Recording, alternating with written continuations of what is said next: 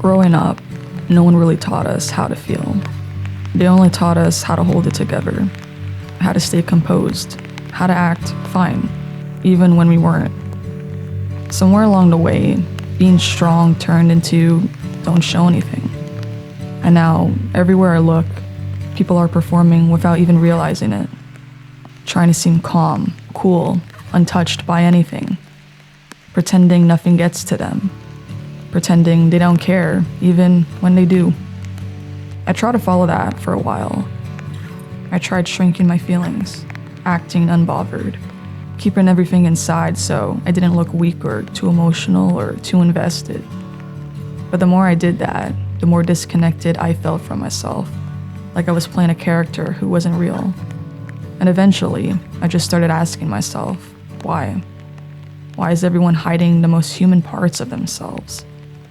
To be nonchalant is to come off calm and cool, unbothered, detached, mysterious. It sounds like, to me, it's about hiding your true feelings. It's almost as though you're holding it in. And I'm trying to process how someone could do that. You're either holding in how you truly feel, which means you're living inauthentically to yourself, or you don't actually feel much of anything. But is that not robotic? Is that something to admire? I think people are afraid to come off as weak. For some reason, being sensitive isn't attractive. Crying over someone we miss because maybe you just got broken up with. And you can't be seen missing that person. You can't seem like you care. It's about the glow up after. It's about coming across better off. But is that always the case? I think many people have forgotten they are human. Humans are extremely complicated, flawed to a great extent. But what makes them courageous is the willpower we find within to try again, to learn and become better, to accept ourselves unconditionally. Being human was meant to look messy. It was never meant to look calm, cool, nonchalant. I am far from nonchalant. I do, in fact, give a damn.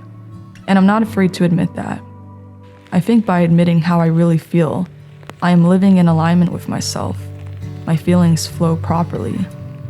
Even when I find myself crying alone in my room because I miss someone, because I'm full of regret or guilt, or in the moment of accepting my own mistakes and it hurts.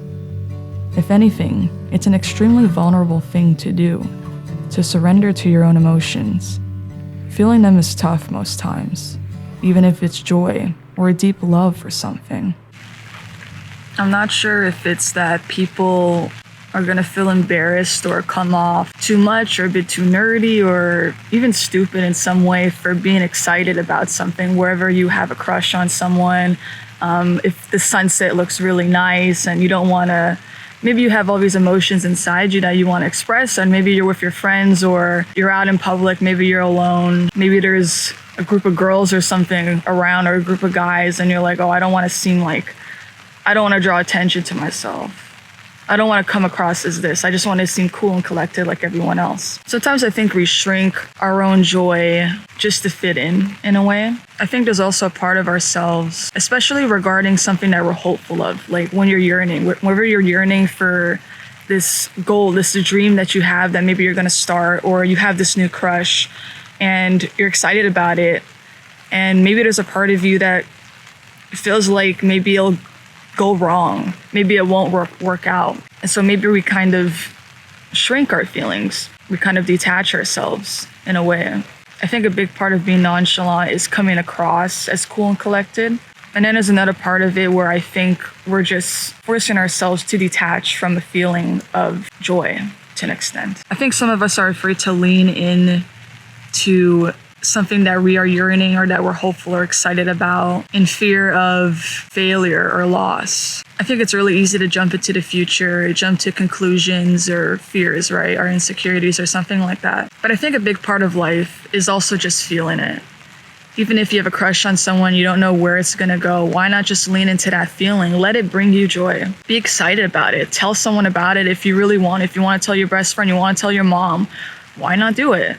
Live in the moment, live in the now. I think it's a beautiful feeling to experience love, whether it's for a person or for a dream of yours, something that you look forward to doing with someone, to lean into those moments of happiness. Don't think about if it's gonna go wrong later. Don't shrink your emotions because of this fear of failure. I'm at the moment right now where there's a few things that are bringing me a sense of joy.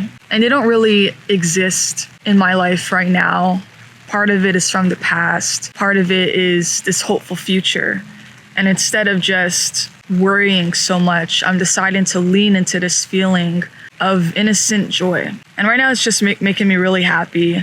It's something that is making me smile every day, actually. I'm just trying to lean to every emotion that I have, whether I'm upset about something or I'm really excited about something, to just feel everything that I'm feeling in a moment. That's just part of the human experience. And as scary as it is to lean into our emotions, we have them for a reason. I encourage everyone to yearn. I encourage people to lean into your emotions, whether they are expressed quietly or expressed loudly.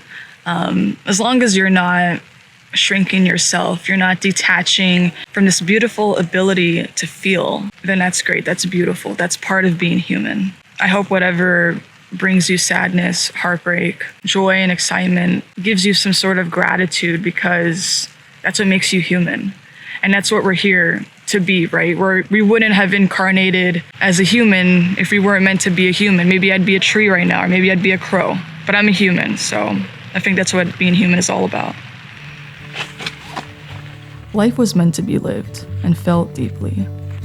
I want to feel crappy over a bad thing I did, so I know next time to do better. I want my broken heart to express everything it wishes to feel, because it means I've experienced love, and that's the most beautiful thing I could ever experience. I want to be stupidly excited over the way sunlight pierces through the trees and onto the leaves and forest floor, because I'm recognizing beauty beyond the material, shallow world we've built ourselves in.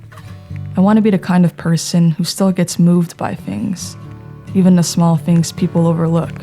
The smell of rain on pavement, the sound of someone's laugh when they're not trying to impress anyone, the comfort of a warm drink on a cold morning.